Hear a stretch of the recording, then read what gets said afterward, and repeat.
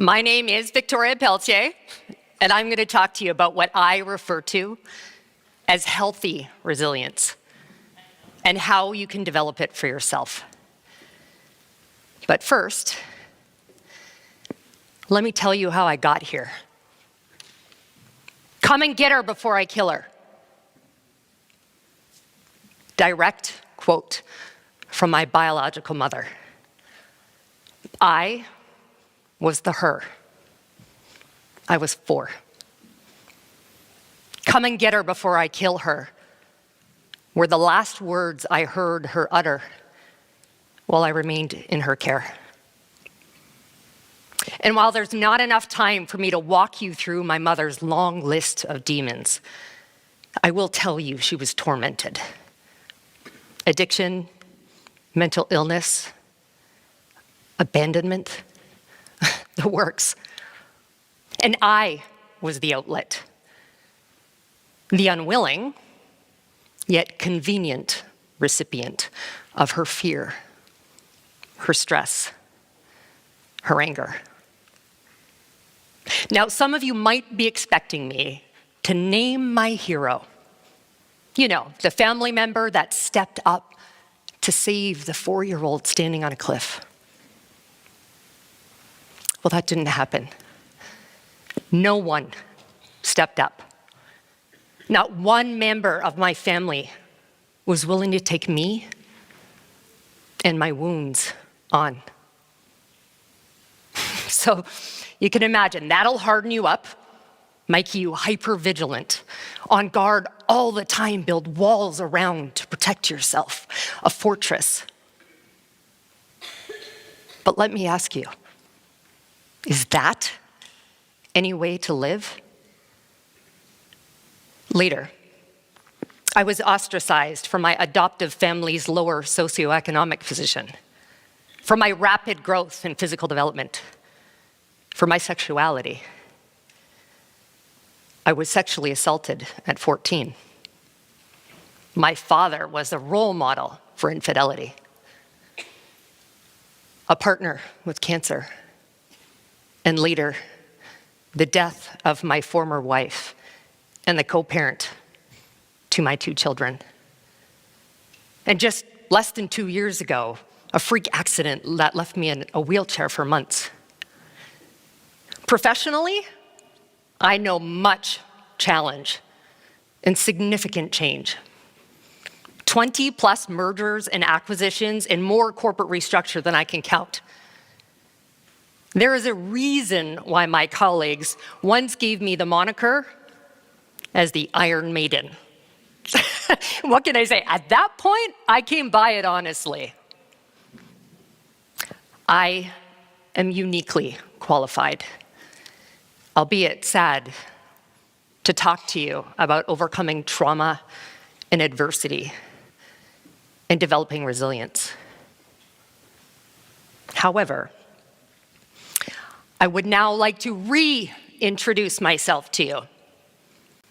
I am Victoria Pelletier, successful business executive, a board director, an author, a wife and partner, and mother to 2 beautiful humans and 1 fur baby. And I am happy, fulfilled, and thriving more than ever. Let me say that again.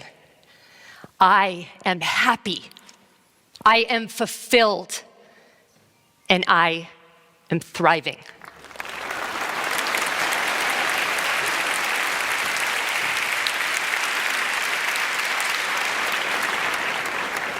So tonight, I will share with you my secret sauce that moved me from trauma to triumph, from Iron Maiden to turtle. Soft, interior, yet still tough exterior shell. I call it healthy resilience. It's about setting goals, engaging in self-reflection, and living with intention. And the science backs me up on this too. Dr. Elise Park, a Boston-based mental health expert, teamed up with several of our clients a few years ago to take a deep dive into resilience. What they found is that with stressors on the rise across populations, so too was resilience. And the good news? While there are some people who are more innately resilient than others, healthy resilience can be taught. And sometimes, our experiences are our best teachers. So when my world was disintegrating, something inside of me clicked. The survival instinct. Now, a key lesson in healthy resilience: survival is a goal. It's our most basic one. But you will never build a life on a survival goal alone. That is what healthy resilience is not. Compartmentalizing and not processing the trauma and adversity, wearing a protective shield of armor all the time. I had to change, or I was going to die. Broken body, broken heart. The shift came at some point in my young adulthood. Something my adoptive mother had tried like crazy for years to teach me. It finally clicked. Healthy resilience. The practices of healthy resilience will move you beyond the trauma, beyond the Iron Maiden. Healthy resilience will change your outlook after changing your heart and soul. But I will tell you, it's a journey. So let me share with you the lessons I've learned and the steps to employ healthy resilience. First, it begins with tethering yourself, anchoring yourself to a goal, an objective, a vision. And this will look very different for each of you, but it's essential. And you're going to have many: career goals, financial goals, health, relationship, impact, and legacy. With these goals and vision in place, you must shift to number 2. You must make a shift to self-reflection so that you can achieve a heightened level of self-awareness. And this is critically important for all of you Iron Maidens and Iron Men out there. When our peers view us as impenetrable and emotionless, then you're being dishonest about your own pain, your demons, your desires. That can change. Make it change. Healthy resilience also requires number 3, what I refer to as strategic intentionality. Now, while you cannot prevent all of the challenge or adversity that will come your way, you do have a choice in how you will respond to it. Your thoughts, your language, actions, and behavior should nourish that amazing vision that you have for yourself, not diminish or deny it. So check in with yourself. Find some trusted people who will hold you accountable to your vision. And while this may feel incredibly uncomfortable, I urge you to lean into the discomfort. Otherwise, the growth will not come. And further, to trusted people, surround yourself with community. Those who will raise you up and support you. They should challenge you on your actions. They will identify your blind spots, but they will love you. And I must state that professional help can be incredibly valuable So do not be afraid to seek an expert and ask for help. Finally, number 5, give yourself permission to fail. Honor the softness just beyond the hard shell. Falling to the ground in your personal or professional life is not the end of the world. Hell, some of the most successful and grounded individuals I know see spectacular failure as the best way to get better. So when you fail, and you will, when the current path disintegrates and challenges your vision, give yourself time to grieve and then get back to it. Return to step 1. So, how do I know that healthy resilience works?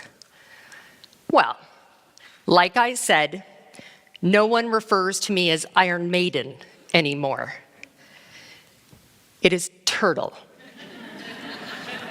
Tough, resilient exterior shell, yet all soft and marshmallowy on the inside. I think it fits. Now, it's your turn. It's your turn to lean into healthy resilience. Here's your to-do list. First, name the traumas. Claim them. Reflect on these first. And then forgive yourself for the debris field left behind you. It happens to the best of us. And if this means seeking reconciliation with those you love, be reconciled. Remember the healthy resilience steps. Be clear on your vision and goals. Engage in self-reflection. Strategic intentionality. Model the thoughts, language, action, and behavior that will move you forward. Find your inner circle, the community that will support you. And give yourself permission to fail. When you do, pick yourself back up, anchor back to your goal, and remember, one foot in front of the other is progress. Now, your final to-do. Help someone this week. Someone in the midst of trauma. Or perhaps it's an Iron Maiden who is not yet dealing with it. Share healthy resilience so we can grow this thing. Be a turtle.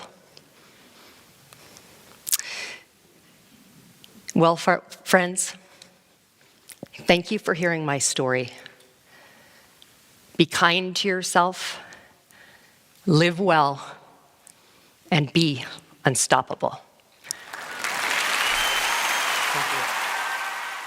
Joining me here on the morning show, Victoria Pelletier, an expert on diversity and inclusion and co-author of the book, Unstoppable, Stories of Changemakers Who Dare to Make a Difference.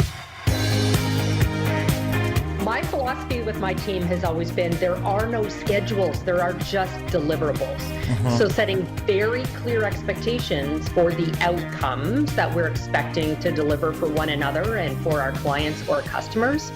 How they choose to do that is really up to them. Deliverables, not schedules. I want you to be my boss, Victoria. Victoria Pelletier. So when we talk about inclusion, it means bringing your whole self to the workplace.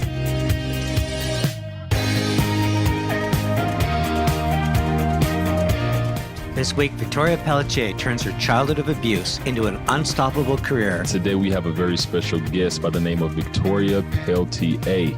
For me, I come from a very, very difficult early beginning, being born to a drug-addicted teenage mother who beat me severely. I went in and out of care a number of times, and I was one of the fortunate ones who was adopted and removed into a safe and loving home by parents who cared and loved for me deeply.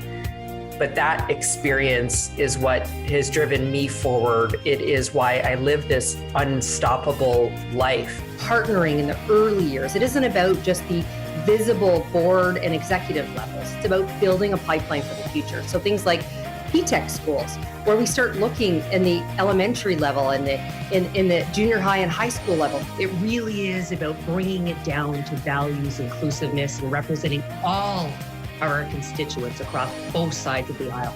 It's not easy, but if it doesn't challenge you, the growth won't come. So thank you for having me here tonight.